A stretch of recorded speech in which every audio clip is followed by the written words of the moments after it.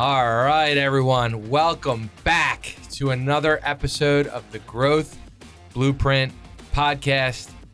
If you're tuning in for the first time, this is a podcast. It is all about providing construction entrepreneurs with strategies and insights that they need to scale their businesses. I am one of your hosts, Joe McEvoy. Off to my left, I have our co-host. Hi guys, Matt Rahn here. And we are joined by a special guest today, Bennett. Wow. Bennett, do you want to give us a little introduction on yourself, background, tell the people who you are? Absolutely. Bennett Andleman, co-founder of Halo Effect Management at myhaloeffect.com if you need it. I've been in the game of marketing communications and people experience for about 30 years now. Spent about the first 15 years of my career or so on the agency side, brand marketing with Fortune 100, Fortune 500 companies in healthcare, finance, food, fragrance, and ultimately ended up in the crazy world of home remodeling as the vice president and then ultimately head of marketing communications for Power Home Remodeling, which some of you may be familiar with. And over the past 2 years, I have spent my time building up Halo Effect, which I affectionately refer to it as marketing from the inside out, which is essentially looking at the employee experience with a marketing lens in order to build up that employee experience to create exponential growth for your brand on the outside of the funnel. I mean, I think today we're really going to be focused on the topic of and conversation of brand. You know, that is something, Matt, I know you're super passionate about and probably out of this room, the best at it. Because I know I do a terrible job of getting myself out there. And I think that was, I know Matt has generated hundreds of clients just from posting and just making, the Rahn companies almost like a household name. So I thought it would be important to have Bennett on here to really talk about, what are some things that we can do to really help an organization grow its brand? What should they be focused on? Things like that. Yeah, I think branding's multi-directional, multifaceted. So you could have all different parts of branding, whether you're branding yourself, branding your business, or branding to your employees, which Bennett has a lot of experience in. I think he's going to talk about that today. So I think it's important to understand what branding is and then also understand like the subsets or the other categories within branding, because as far as branding stuff and marketing to your employees, Bennett knows all about that. I know very little about that probably. Yeah. Excellent. Ben, what is branding to you? Great question. Great question to start with for sure. So branding is a whole bunch of things. Branding is not necessarily the logo on the screen. Branding is not necessarily what the imagery looks like and or the video content that you may see online. Branding is an experience. Branding essentially is a set of emotions that people go through. And the perfect example that I can provide and I have done throughout my career is looking at brands like Apple or Nike or any of the major brands that people consider today. So as an example, when I ask people all the time, what shoes do you love to wear? Most people will say, well, I'm a Nike guy, or I love Adidas, or whatever the case may be. And there's an emotional connection between the shoes that person is wearing and the way they feel about themselves. It's not necessarily that the Nike shoe is better than the Adidas shoe as far as its format and function. It's the way that it makes them feel. When you talk to people about Apple and that I'm an Apple guy, I'm never going to not use Apple product, my phone, my laptop, etc. People can argue that a PC is a better experience, an Android is a better experience. But if you're an Apple fanatic, and most people are, that love Apple, you are never, no matter what, going to move away from that, because there is an emotional connection conjured up between you and the organization that is selling you product. They do that through creating a brand story. The brand story starts off with who am I and how can I help you? There is an amazing book that I read a long time ago by the name of Building a Story Brand. And the idea is trying to create like this this brand through the lens of a screenplay. And if you think about like the movie Taken as an example, the movies, all screenplays are similar like this. It establishes with the hero. So it's Liam Neeson, and you know that he's ultimately going to be the hero of this story because his daughter gets kidnapped in like the first scene. The hero typically in every story has a problem that they need to solve. Once the hero understands the problem they need to solve, they typically need a group of people to help them solve that problem in every major movie. So they have a guide, which is essentially the group of people that helps them. In Liam Neeson's case, problem was my daughter got kidnapped. She only has a few days potentially to live. How do I solve this problem? He gets his buddies from the CIA to help him out. They guide him to and support him to create success, i.e. find my daughter, kill the bad guys, everybody wins. When you apply that logic to a brand, it's the same thing. What brands fail to recognize more often than not is that they put themselves in the position of the hero. The hero is not the brand. The hero is actually the individual that needs your work. They have a problem they need to solve, i.e. in my universe, they have an issue with sales, or they have problems with their employee experience, or they have a poor reputation, or whatever the case may be. They have a problem they need to solve. My objective as the brand is to be the guide to help them solve that problem, to provide them the tools, the resources, the technology, and or the storyline to solve that problem. So going back to your origin question, brands are supposed to be guides. Brands create personas based on what people need. So those people look at them as the solution to their problem. The solution for Nike is that not only do I have great footwear, but you're providing me with a feeling of confidence and authority that I didn't have prior to wearing your shoes.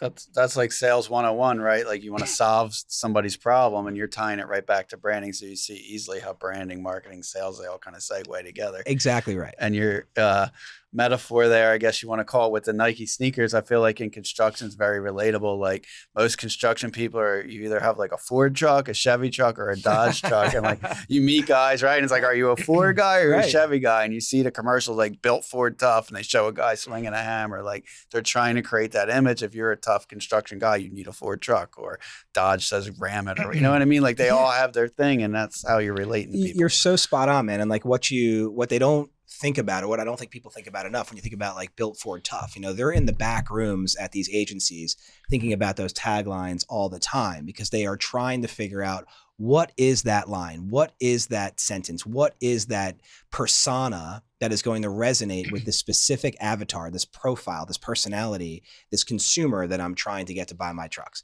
And once they latch onto that, it becomes like synonymous with who that person is. If you're driving a Ford truck, inherently you think I'm built Ford tough, right? That's the objective. When you're carrying around Apple products, you feel a little bit different. You feel like an outlier because that's the message they want to get across to you. And whether it's MTM, whether it's Rahn, there are ways that you guys feel about yourselves, the way you feel about your products, that you ultimately hope your consumer feels about them as well. And that's when you know you have a connection. So I think one of the things that's really interesting here is, there's we talk about the brand making the consumer feel a certain type of way. And then having that resonate, that brings the person in the organization, and then maintaining that person. And so it's like, we use Apple, or let's use Ford because it's a construction podcast. There's two parts of this. There's the brand that draws you in, and then there's another part of it that keeps you there, right? How do you create both? How do you create a brand in which, like, when I throw something out in the universe, it makes people feel like I need to use that service? And then how do you continue that brand once they're in your walls, that makes them feel like I can't, all right, I am now built Ford tough. Now I can never not have a Ford truck, right? Yeah. Once you're in it, once you're driving it, what is to prevent me from going to Chevy? So can you speak a little bit on the difference and how you focus on the difference between drawing the person in and then keeping them there? Yeah. It's all about communication. Brands talk a lot about, or you hear perhaps a lot about, the customer journey. People are like, well, what is a customer journey? Like, where does it begin? Where does it end? Does it ever end? And it's all about moving with your consumer, moving with your customer, wherever they are, wherever they are, and wherever they're thinking they want to be. We have to be one step ahead of them. And so at the very top of the funnel, you're talking about awareness. So if I'm looking for said product, and I've got a problem that I need to solve. And the problems, by the way, are not so much surface level. We have to dive into psyche. That's when you hear a lot about in branding, demographic profiling and psychographic profiling. What we lean into mostly on the brand side is the psychographic profile. The demographic profile is easy. It's I'm looking for a 25-year-old male that is a college athlete, that is a graduate of university, that works in this type of an industry, X, Y, and Z, depending on what it is that or whoever it is that you're marketing to. That part's pretty easy to figure out. You don't need an agency to do that. Where it really gets interesting is what's their personality. And that's, again, where I talked about like avatar or persona. Who are the types of people that you're looking for? Can we brand them, based on their needs, their desires, their focus? And then you have to create a communication strategy at the top of the funnel to figure out, okay, where are they? What do they want to hear? What is a strong enough call to action to drive intent? You're not looking to convert somebody out of the gate. The old adage is, as you guys know, it takes 8 to 12 touches in order for somebody to recognize you at all, let alone act on anything. I didn't know that. Well, there you go. Now you guys do. I didn't know that. So 8 to 12 touches typically before someone acts. And so you have to be really cognizant about what you're promoting during those 8 to 12 communications that you're sending out, whether that be through digital advertising, or whether that be through email marketing or direct response or TV or radio or any number of things. What are we saying? How often are we saying it? And how quickly can we get someone to pay attention to us? Once they're inside the funnel and they've taken interest, it is important to modify your communication to ensure that they feel like they've been heard. I've now raised my hand. I said, I have a problem. You may be the one to solve it, but I still have trepidation. So how do I modify my behavior as a brand, as this guide, to drive you towards acquisition? And then with acquisition, that's when the real games begin. I think a lot of brands totally forget about their clients the second they say yes, and they put them on autopilot. The real work is loyalty.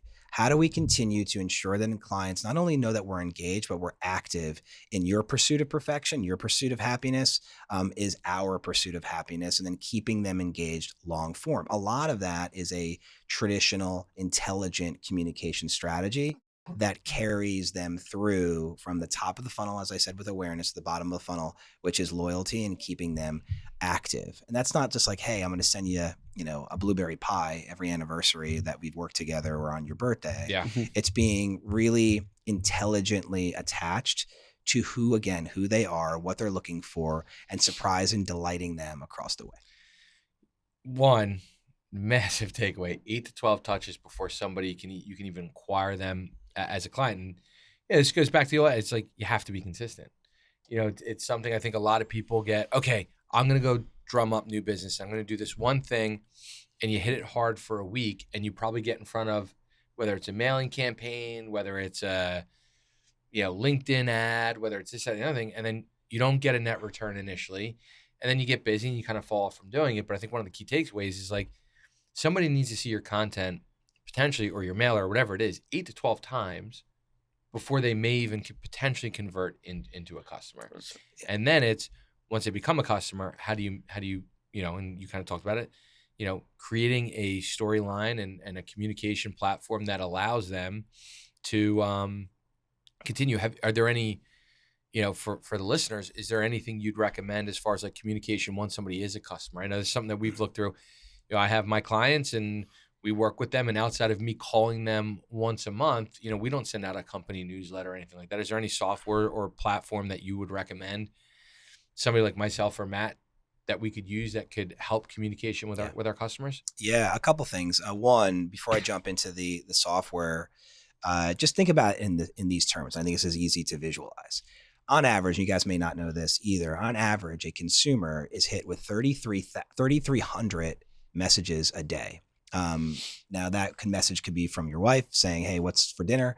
Or what do you want to do? It could be from the school. It could be from billboards. It could be from the radio. It could be from anything. People are hit with 3,300 messages a day, in addition to what they're dealing with in their jobs, right? Yep. And so for us to be that naive to consider that one email blast is going to penetrate when somebody's mind is rolling at 3,300 clips a day is almost impossible. So that's kind of the consistent takeaway is consistency.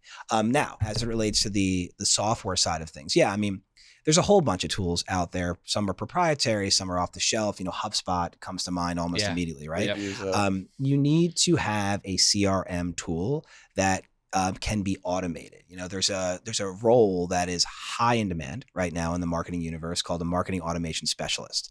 Those marketing automation specialists specialize in getting communications out the door through HubSpot, through Salesforce, through other CRMs, consistently on average every week, if not every other week. But there's passive communications and there's direct communications, right? To your point, your direct communication is that every month, you're not letting a month go by without picking up the phone and connecting with your client or sending them an email saying, hey, we're thinking of you, what have you. That should be part of that program. But to your point as well, if there is an opportunity every single week just to kind of get them a heads up on what's going on in your business, the work that you guys are doing, the fact that you guys are active on social media, that's part of communications with clients, especially if clients are following you. And by the way, if they're not following you, why?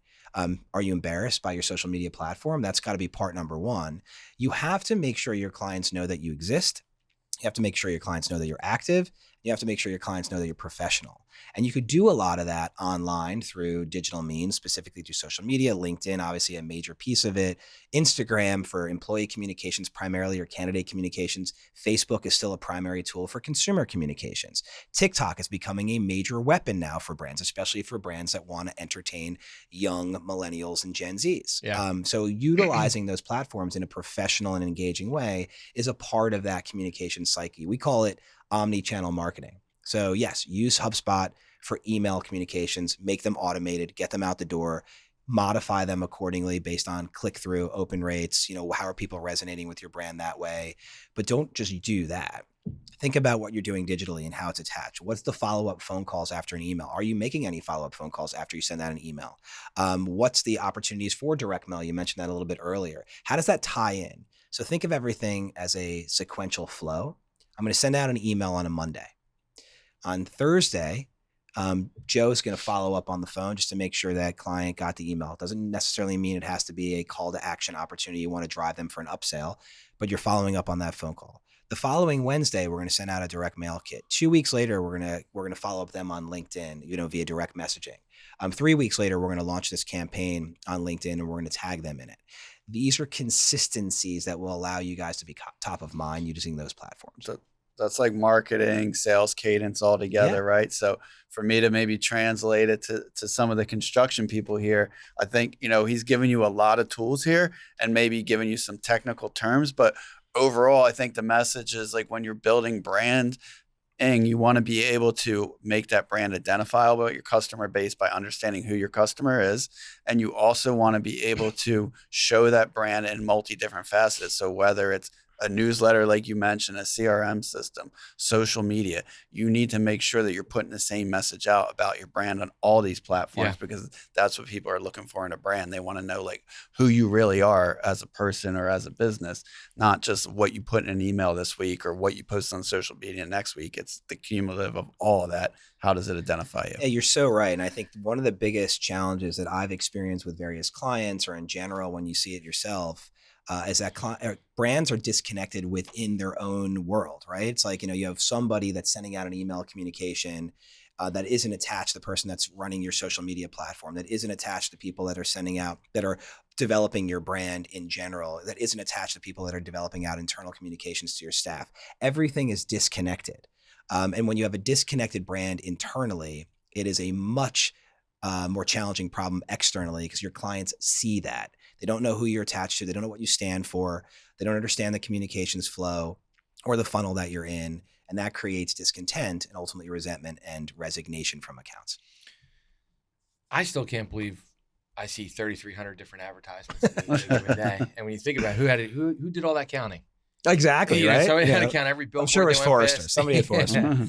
So, another when we were prepping for this, something that kind of came out, which is, this is a really interesting one. And I like it, and my brain's already going on it, but what or who is the best advertising marketing weapon in your arsenal? And, I know, it's hard because as owners, a lot of times it's us. Like we are the face of the company. We are the brand of the company. We are everything, and usually it's us out there. And depending on the type of business you're in, it could be your employees. I know, branding on project sites is very important. I've seen, I've had contractors come to my house where they've done work and everybody's completely branded. All the workers are in a shirt. All the workers are, the trucks are all branded. Everything's branded. That means that when they're going to Wawa to gas up the truck in the morning and get coffee, there's 7 guys in there all wearing the branding stuff. I've also had contractors show up to my house, no branding on the truck. Guys get out of the truck. They all look like they're wearing something different. So, kind of turning it back to you, Ben, who is the best advertising marketing weapon in your arsenal? Yeah. I think, obviously small scale business, because I think, most of our listeners are going to be entrepreneurs in the 0 to 10 million range, and we could talk big scale as well. Yeah. I love this question. And I would open by saying to everybody that's listening, life is a series of impressions, right? Everything is an impression. And what I mean by impression is that when you walk down the grocery aisle and you're picking up stuff, don't think for a second that somebody isn't watching you and like eyeballing you and saying, is that guy a serial killer? Or do I feel like he's a cool guy, a normal guy, right? Whether you're wearing a branded shirt or you're not. Yeah. Everywhere you go, everything you do, you're making an impression on somebody.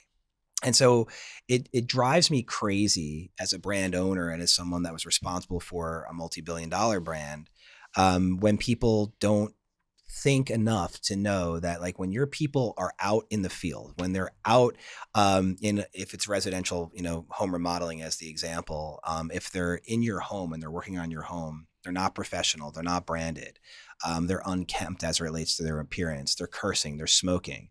These are impressions on your brand. I don't care if you have 10 employees or 10,000 employees. Everyone that works for you is an impression on your brand. You may care the most, but if they don't care, then that's also a reflection on how you lead. And so I always start, when it comes to the most important elements of a brand, are your people. And again, you could have a team of 3, a team of 3,000. It really doesn't matter. They have to feel as empowered as you as an owner of this business. They have to be proud of the logo that they wear on their chest. They have to understand the vision of the organization, where the organization is going, what role I play in it. It's not about money anymore. I mean, money's a piece of it for sure. People want to be financially secure. It's also about, like, can I trust the guy to my right and the guy to my left? Can I trust the owner of this business to guide me in the right direction? Do I feel that I want to be a part of the future of this organization? Do I feel that I have an opportunity here that I would not have elsewhere, that the grass isn't actually greener on the other side? Those are huge marketing pieces. People don't think they are, but it's how do you market yourself? How do you market your business to your most important customer, which is your employee? And if your employees are bought in fully and they are driving your business, they are empowered to do so, they are smart and logical and innovative and thinking about opportunities that you have not even considered yet because you're so overwhelmed with the rest of the business, that's when you have opportunity for exponential growth. Yes, branding on the exterior is important. Making sure your logo is clean and well designed. Making sure your brand story and your message is clear and concise and actionable. All of those things are really important. But guess what? You could have the greatest looking brand in the world and the best story in the world, but if your employees screwed up, then it's not going to matter. It's all about those impressions. And by the way, when they screwed up, what happens more often than not is that the owners of the business or the leaders of the business always point the finger. They don't look in the mirror.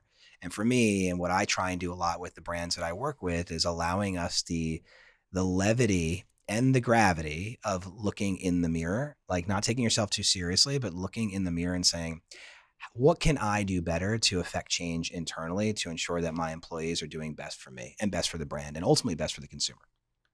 I think too, like you mentioned, they want to know what the brand stands for. So you have to be clear on that and be able to tell that story, like you mentioned in the beginning. Yeah. And then nowadays, I think people pay a lot more attention to. Like, all right, what's that brand stand for outside of like its core business? So are you supporting your community through Yeah. sports activities or this? Are you part of trade organizations that your customers are a part of and they feel like you're supporting them and you're being a partner with them?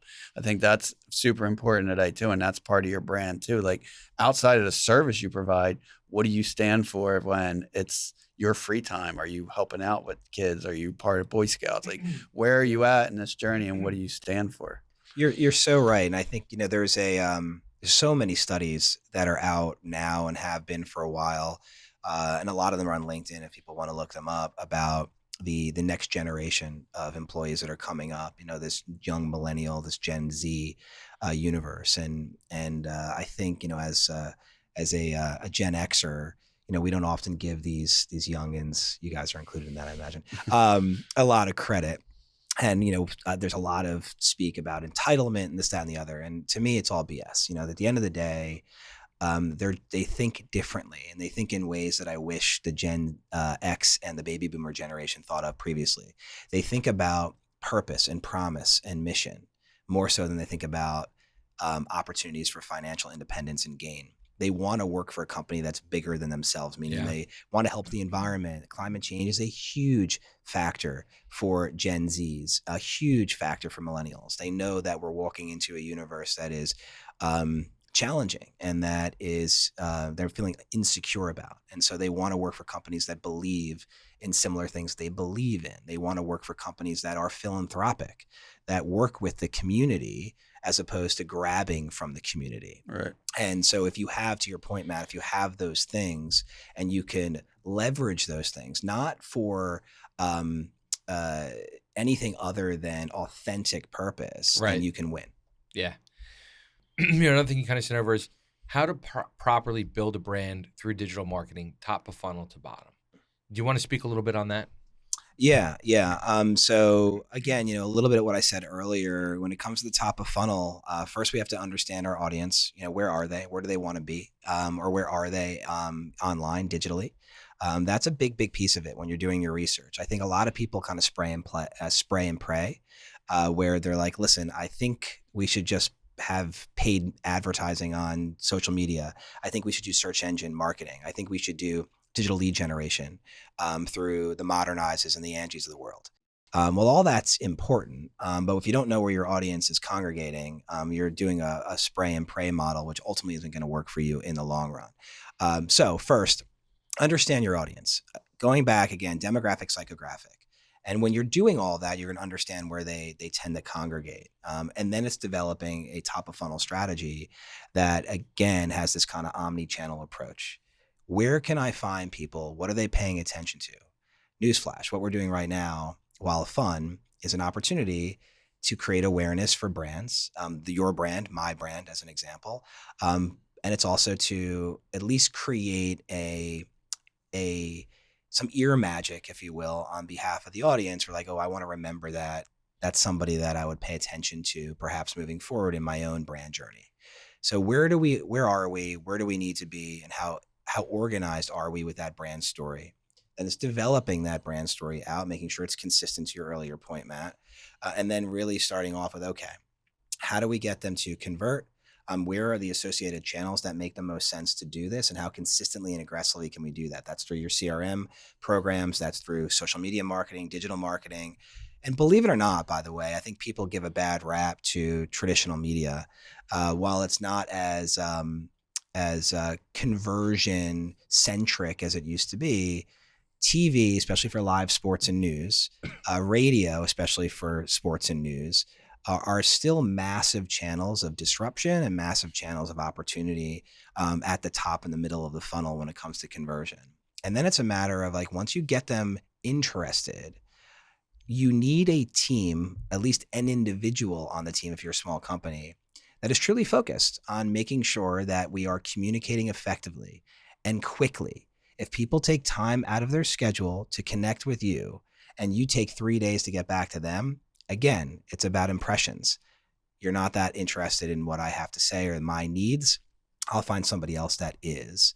And so being consistent and aggressive yet respectful and polite with that aggressive behavior is going to be really important in your mission as well.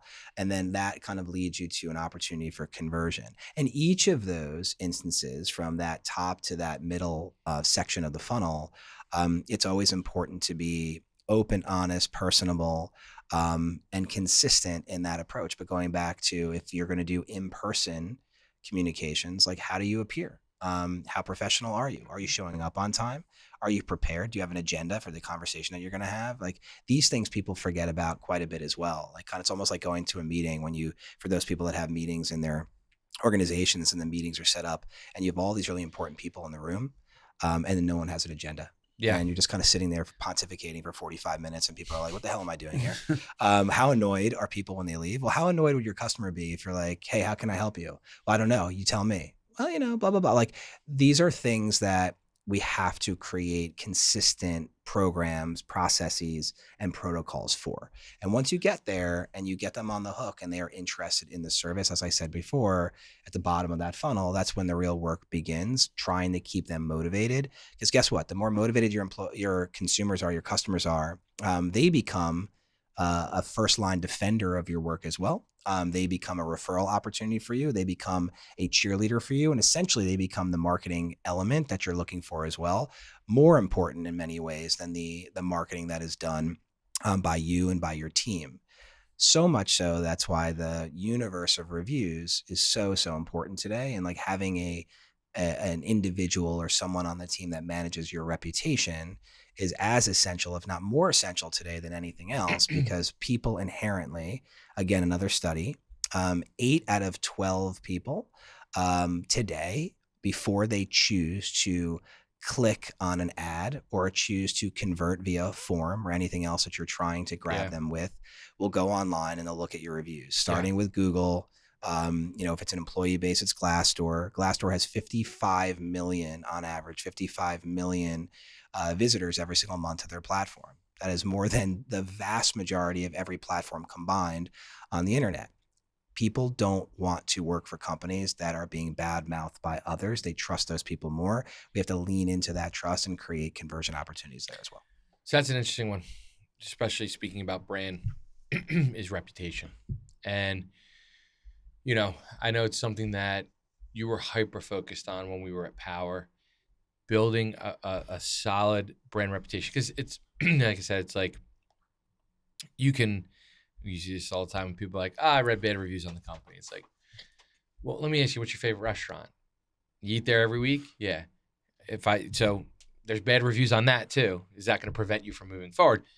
But how would you recommend, process, procedure, any recommendations on, how to get your brand reputation up? I just created a Google business account, 0 reviews. So now I need to start tackling that. Is there technology or software that you use? Is there a cadence that you use? How do you build a strong brand reputation that when somebody goes, I need property exterior maintenance, I need recruiting services, and they Google us, they see 5+ stars? Yeah, it's the most important thing a brand can do today. Putting out a logo, putting out a message, putting out some marketing and advertising and organic content development on social media. It's not easy, but it ain't hard either. If you do it the right way and you have a plan. Reputation is hard. It is a direct opinion, an unbiased, typically directly influential position by someone about your organization that inherently consumers trust, whether it's B2B or B2C. And so, to your point, at any business, you need to have that Google profile first. To not have one basically means you don't exist in the universe, whether they're searching for you or not. So setting up a Google profile is really step number one. Setting up a profile, by the way, and there are many industry trades that have review platforms as well, that ideally companies, depending on their industry, should be looking into as well. Obviously, on the employee side, having a Glassdoor profile, an Indeed profile is equally essential. So that's part one, just creating the profiles. Part number two, though, is you could either do it yourself, or you could hire a third-party software program to help influence the opportunity to solicit customers and get them to write reviews. Typically speaking, it is very difficult, and it's a kind of a black eye in the industry if you incentivize customers to write reviews. Most review platforms don't allow you to do that, so you really do need to be consistent and leverage emotional opportunities with your customers. When the emotions are high on the positive, Yeah. is when you want to solicit them for reviews. There are software programs like Birdeye, Reputation.com, Guild Quality, especially in the home remodeling industry. Guild Quality is a phenomenal one that will actively, both through phone calls and emails, actively pursue opportunities for people to write reviews on you at all parts of the funnel. Most people think you don't want people to write reviews until after the work is complete. There are 3 opportunities, and I'm just using Power, to your point earlier, as the example here. There are 3 core opportunities for Power to solicit a review. One was after we acknowledge somebody at the door through our canvassing model. People would say, that's crazy. People are a little begrudgingly interested in what you have to offer, but and they're not totally bought into the organization at that point. My theory was that if people are going to agree to an appointment by someone at the door, that person at the door impressed them enough where they agreed to move forward. Let's get them to acknowledge that relationship between the individual at the door that was soliciting them professionally, wearing their gear, looking the part, perfectly scripted. Let's acknowledge that relationship. Usually you get a really great review because those people know how hard the people that are knocking on the doors are working. Then after after the sales in-home experience, let's get them again. Again, people are spending $25,000 on projects. It's an emotional buy. They wake up in the morning. Some have buyer's remorse and cancel. Yeah. Others don't. And the ones that don't and realize there's an opportunity here, again, it's a relationship they just built. Why not double down on the relationship they built through a review on that sales remodel, or as we call them, remodeling consultant? And then afterwards, after the installation, that last impression, it's not just about like, oh my God, my house looks beautiful, my windows are great, my roofing's awesome. It's about those installation guys were incredible. They took off their shoes when they walked in the house. They were incredibly respectful of my yard.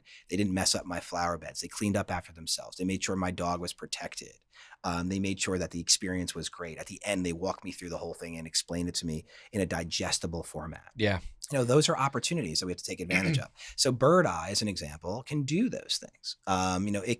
It automatically, against your CRM, you'd have to have a CRM that could be integrated into these software tools, whether it's Birdeye or Guild Quality or something else. They are constantly soliciting on your behalf through email communications and other communications to get homeowners in our universe or contractors in the B2B universe to agree to write very simple reviews. They write them through a simple platform.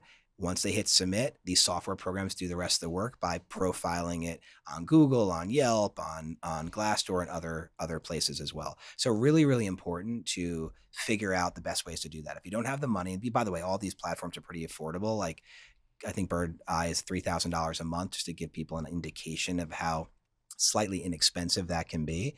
But if you don't have the ability to do that, there are many strategies you can do internally to provide opportunities for your people to do that work for you. But you do need to create a strategy, and you do need to be consistent with that strategy, and also find the right people internally that really, truly understand, appreciate, and want to be a part of the magnitude of the essential nature of reputation and reviews. I think that's a good point there at the end too. Like we're talking about branding here, right? And you can see when he speaks about the different opportunities for the review or different stages, and you need to make sure that everybody on your team is on the same page with what that message is or what your brand stands for. Because I could promise you, just like sales, that we're going to do X, Y, and Z. But if the guys going out to work don't know what I promise you and they go and do what they feel is best, you're going to be like, I didn't get what I paid for or whatever. So branding is making sure that everybody on the team, and not just the girl in the office doing the marketing, is putting the message out, and the guys in the field have no idea what the message is. Yeah. Everybody's got to be on the same page. That's what branding is. You all got to stand for some kind of common cause. Absolutely. And branding, by the way, in the easiest way to explain it for me, branding is last impression. I could love working with you. I could love the relationship that we have. The second you screw something up for me, I'm out mentally. it's the old adage, right? It takes 1 second to lose my respect and a lifetime to regain it. Yeah. And so to your point, when you're talking to your team, it's like the installers, right? They don't always think about how much work it took to get to that place. Right. And in one instant, he could screw it all up. And all that goodwill that was built in the beginning is now lost at the end. So really helping the team, your teams, understand how important the customer is, how important that golden egg is a really important piece of the whole marketing funnel, both internally and externally. So yeah, two kind of big takeaways for me is, one, not only is brand reputation important, and you need to have 5 stars on Google, and when somebody looks you up to feel like they can trust you. The other thing that you kind of brought out, which is a good point, is like also like volume of reviews matter, right? If I see a company that has 5 stars but is 2 reviews versus a company that's maybe 4.8 stars and has 175 reviews, I'm leaning towards. So I think the big takeaway there was like, you don't have to wait till the project is over to gain a review. I get in front of so many business owners every day, and not all of them convert to clients, but doesn't mean I can't capture. So that was a huge takeaway. The other thing that you said, and we have to wrap, but I like this. The story of this is like the last impression that you leave with a customer is almost the most important, because you bring them through this whole journey and it can be ruined at the very end. And you've told this story a lot, and I want the listeners to kind of hear it, is the story of why Disney does fireworks at the end of every night. And I think that's a good way to kind of end the podcast. So if you could speak on that a little bit, because I think that really is going to tie a lot of things together. Yeah. Also, by the way, think about how often we jump on Amazon to buy literally everything, and every time you're on Amazon, you're looking at the reviews. They're in your face, right? Yeah. But you're not. It's like no one's buying anything on Amazon. Like, it has 10,000 reviews and it's a 4.8. Perfect. Yeah.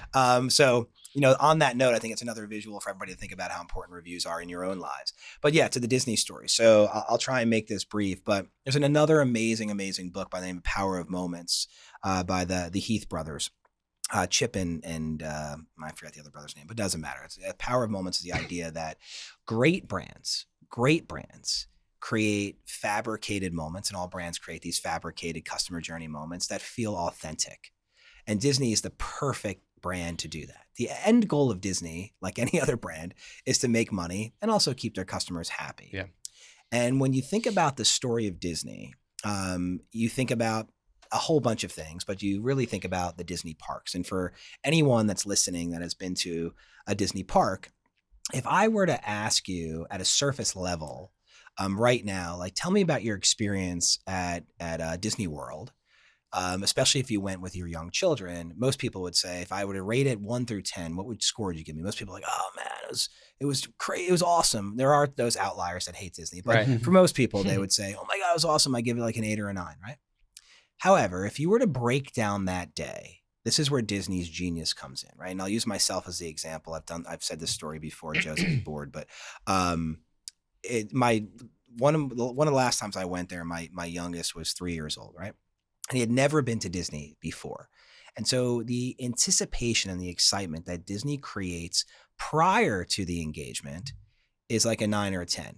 If you've ever been to Disney, think about what they do. They send you like this incredible email that goes to the family. And by the way, the emails they send don't usually go to mom and dad. They usually go to the kids, right? Yeah.